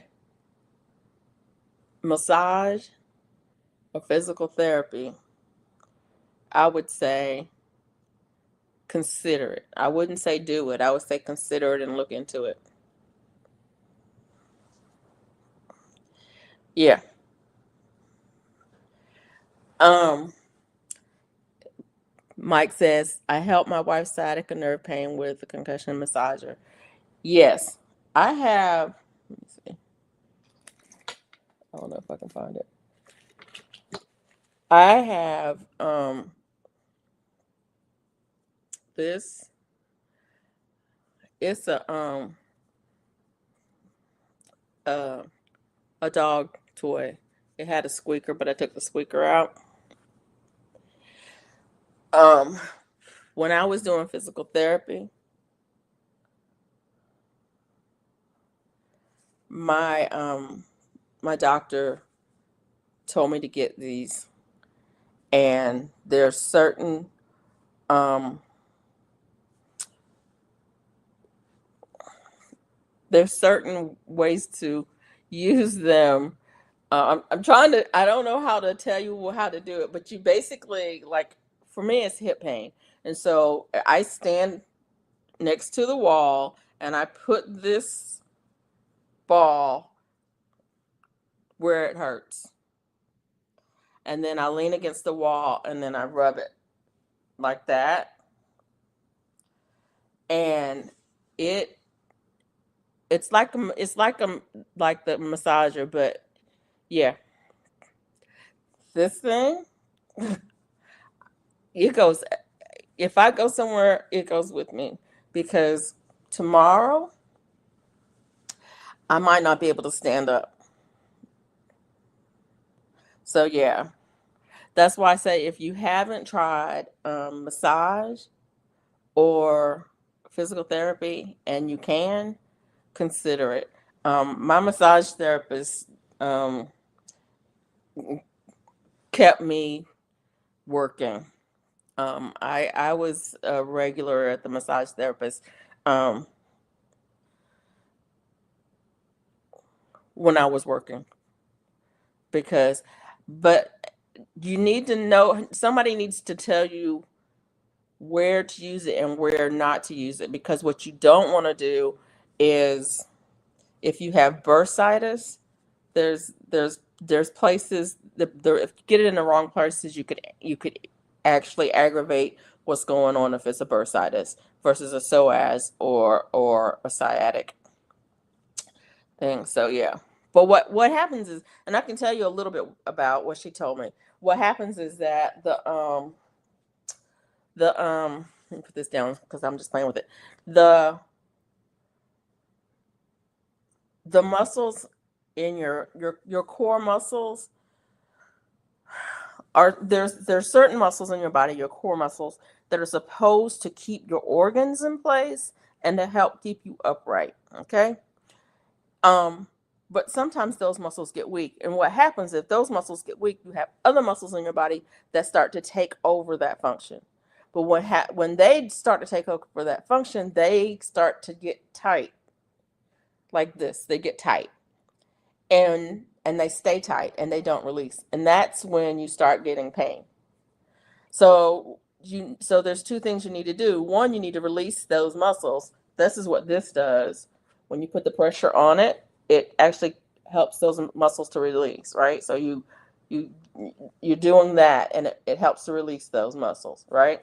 But the other thing you need to do is you need to strengthen your core so that the core muscles are doing what they're supposed to do, so that the other muscles are not trying to compensate. And so that's what this was, to help release the muscles that were compensating, that were over tight, and that were causing the problems. And then, in addition to that, I was given exercises to strengthen the core and the muscles that were weakened. Um, Specific exercises for those. That's why I say, if you can try a physical therapist or massage, that might help. Um, I carry a lot of stress and tension in my back and neck. And when I am I'm not one of those Swedish massage people. It's no fluff and buff for me. If you can't get you know, if you can't you're gonna my muscles are gonna push back. That's what I'm saying. They're going to push back. So you can't be no little bitty, not strong person. That. But when those tight muscles release, it's like, oh my God. And I remember my massage therapist is also a chiropractor. And it's funny because I never get chiropractic adjustment. I always go in for a massage, but I've gone in like this. And she's like, "Oh, it's been one of those days." And then I'm like, "Yes, it has, and I can't breathe either." And she's like, "Oh, we'll fix you. We'll fix you." And then my neck straightens up and I start to breathe. I'm like, I don't know what she did with those fingers, but my neck straightens up. My shoulders release. They're up like this and they release down like that. And and um and I can go, whoo, I can breathe again. so so yeah.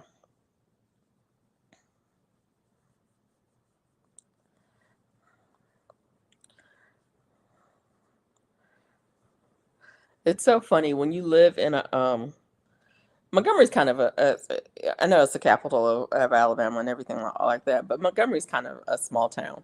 Um it is so funny how people are s- people are so connected in this town. The My massage therapist and one of the ladies that I go to church with and sing in choir with, um, knew each other. And I was like, yeah. And I was telling her, I was like, yeah. And I went to get a massage. And she said, well, where'd you go? And I told her, where'd you go? She said, you really? You went to Dr. So and so? And I was like, yeah, you know, Dr. So and so. I was like, yeah, yeah, that's my da da da. It's so weird. You would not think that people that you would know so many people who have so many connections that way, but yeah. I considered going to see a chiropractor if my symptoms got worse. I have never had a chiropractic adjustment, but um like I said, the massage therapist that I saw was also a chiropractor and worked, and they had a chiropractic practice and massage in the same office. So yeah, that part. So I'm fine if I don't push over my limits, if that makes sense. Yes. I think that there's a lot of um maybe this is me. I think there's a lot of functional movement that people just don't know about. Um and a lot of times our um issues that we have are related to that. Um I had injuries. I had injuries from when I was in college, and they were never really addressed. When you're in college, depending on where you go to school, but when you're in college, a lot of times you get injured, um, and you go to the infirmary, their job is to get you back in class. And so they do what they have to do to get you back in class, right? Sometimes they don't really address things the way they really should. I should have had PT when I had the injury.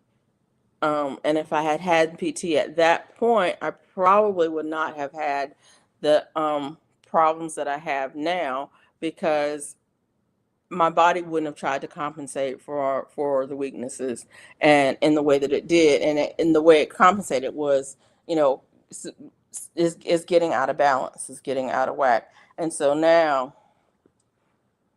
my tramadol is kicking in. So I'm going to say goodnight and chat, and thank you for an informative live stream. See you soon. All right, thank you so much for coming in. But what I'm trying to say is that if that injury had been addressed when it happened, then I probably wouldn't have ever got.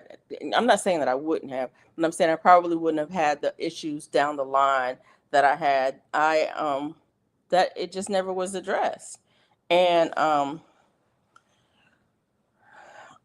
so, when I finally ended up at physical therapy, they were like, "Well, do you have any old injuries? Any old surgeries? Da da da da da. Broken bones, da da da da," and asking all those questions. Good night, 755. Thank you so much for coming in.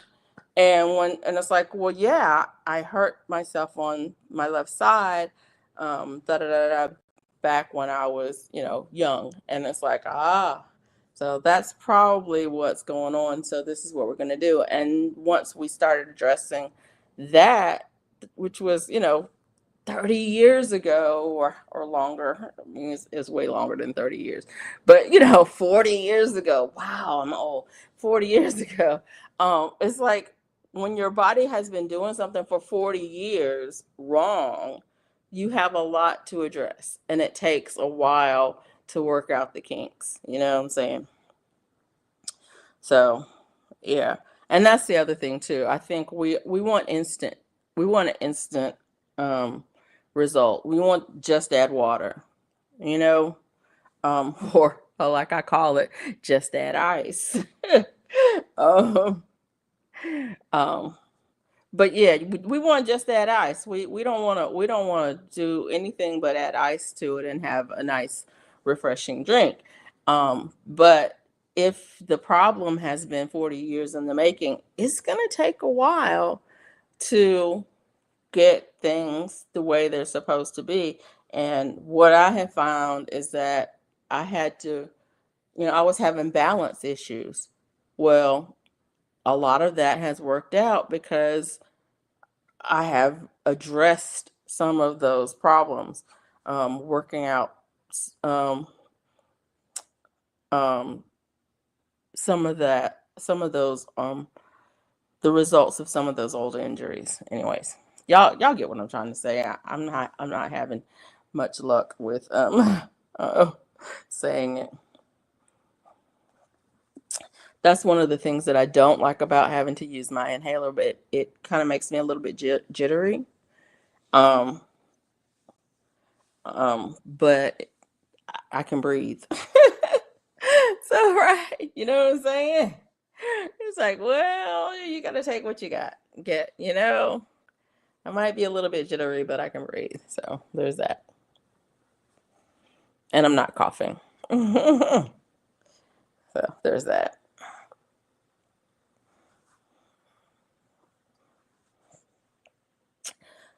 But yeah. I don't know how. Oh, we were talking about herbs. I was like, how did we get to talk about medicine? I was like, yeah. Well, we're talking about herbs. Yeah. And somebody was talking about sciatica. Yeah.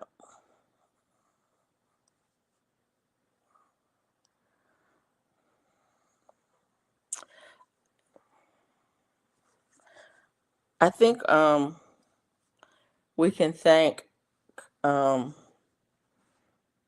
the NFL and the.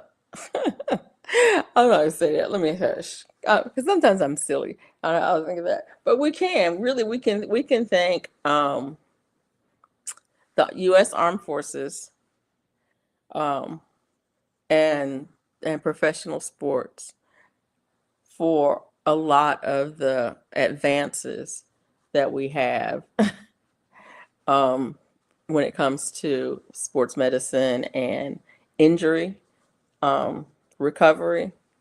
A lot of the things that help the aging population are things that keep the professional ball players, um, working, and injured, military people, functional. So we can thank them for that.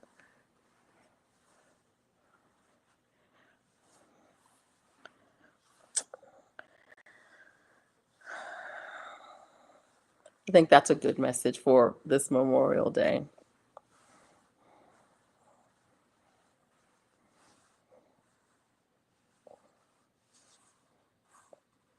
Anywho,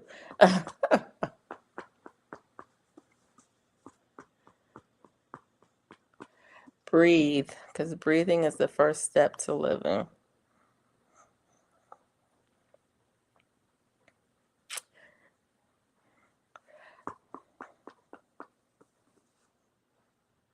So y'all, I have not been crafting. Um, I have projects that I need to finish.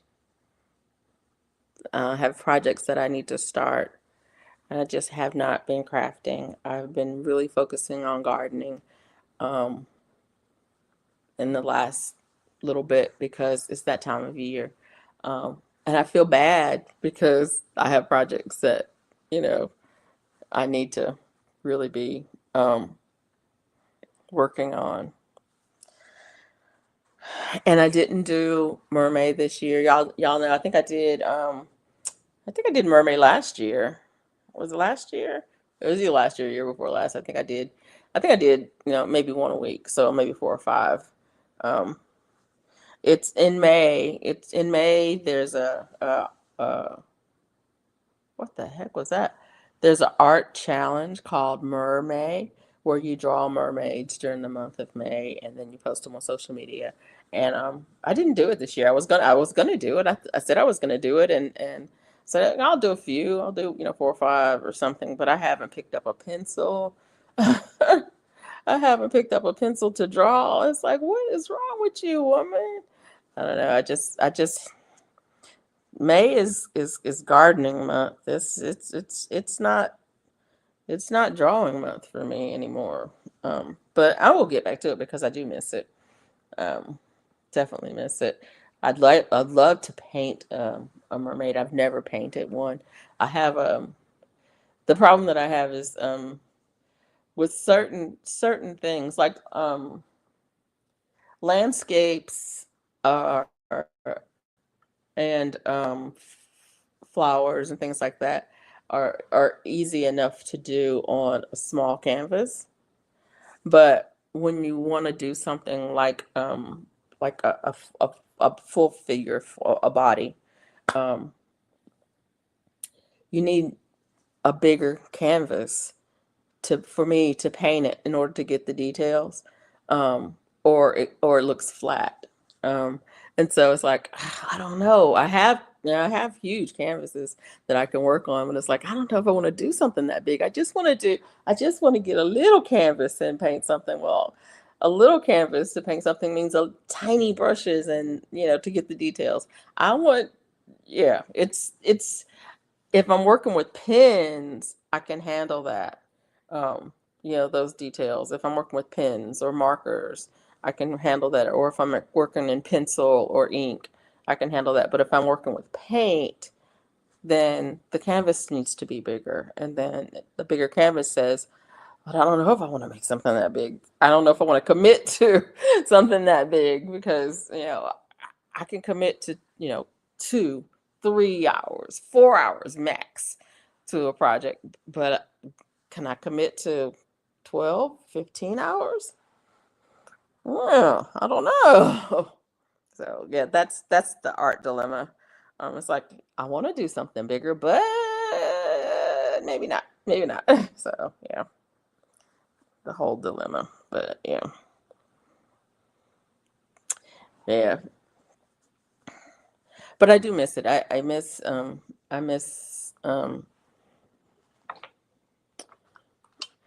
drawing a lot. And so I figure I'm gonna have some time on my hand where I'm gonna be away from the house and maybe away from the garden. And so it's like, well, I'll take my sketchbook with me, and maybe I'll sketch out some things, and yeah,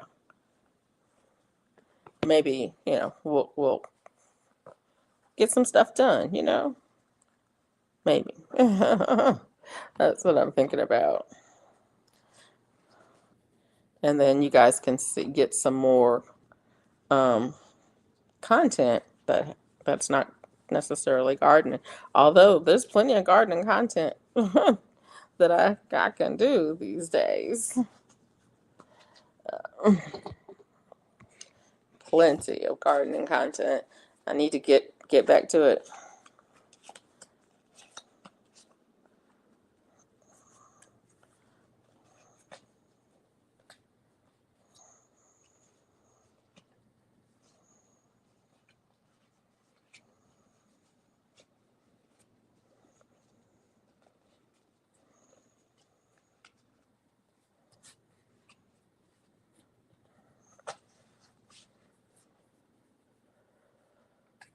Yeah. My energies level is winding down, guys. So I think I'm gonna call it a night. I'm gonna give you 5 more minutes, and then I'm gonna call it a night. But I want to thank everybody for coming in. Um, I am still planning on doing a giveaway on what day did I say it was? Let me look in here. June 16th. Uh-oh, wait a minute. Yeah, on June 16th. Um, and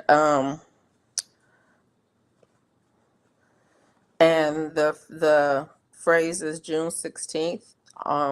If you want to be entered into the giveaway, you need to put in June 16th in as a comment in one of my videos. Um, I posted one video since the last time I said that. So in the that video or any video that I have up until then, if you comment June 16th, you'll be entered into the video. Um, you can also into the giveaway. You can also enter into the giveaway by being in the live stream, being present during the live on that day. Um, and the members of the channel will automatically be entered. They do not have to be present to win. Members do not have to be present to win. I'm trying to think what else. You do have to, if you want to enter, you have to be willing to give me um, a way to send you the the the prizes to you, to get the prizes to you, and there will be physical prizes. I'm not sure. There may be digital prizes too, but I have for sure there will be physical prizes, and I'm not even sure how many things I'm going to give away, but I'm going to give away some stuff on June 16th. So, um, like I said, put in a comment on one of my videos or shorts. I will be checking my comments. Only thing you have to put in the comment is June 16th. And it's not affiliated with YouTube. And you do have to be a subscriber. You do not have to be a member, but members will be automatically entered, and members do not have to be present to win. And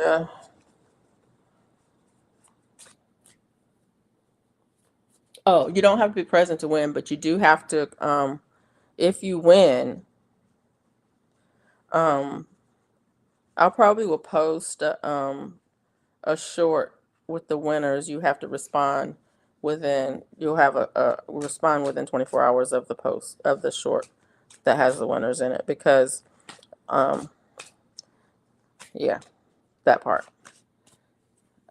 I want to get things out and done. You don't respond within 24 hours, then you forfeit your winnings. Does that make sense? I guess I have to write this up at some point.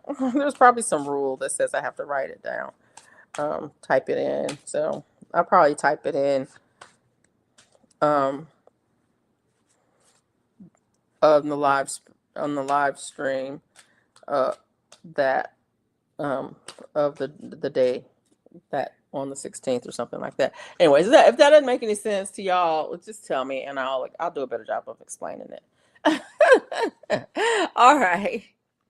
I'm getting tired and I'm having trouble stringing two sentences together. So anyway, he says, I just finished filling my chicken's water. Chicken waters. Chicken's waters. So good night, everybody. Thanks so much for coming in. I appreciate you being here. And let's see. Next week I'll probably be here. I'm not gonna say that I'll definitely be here, but I'll probably be here next week, y'all. I come in when I feel like it. If I don't feel like coming in, I just don't. I just don't. That's just the way it is. I try to come every week, but sometimes I don't have the energy to do it. And sometimes I post that I'm not going to be here. Sometimes I don't. So that's just the way it is. I'm gonna try to do better about being more consistent, but I'm not there yet. So, anyways, all right.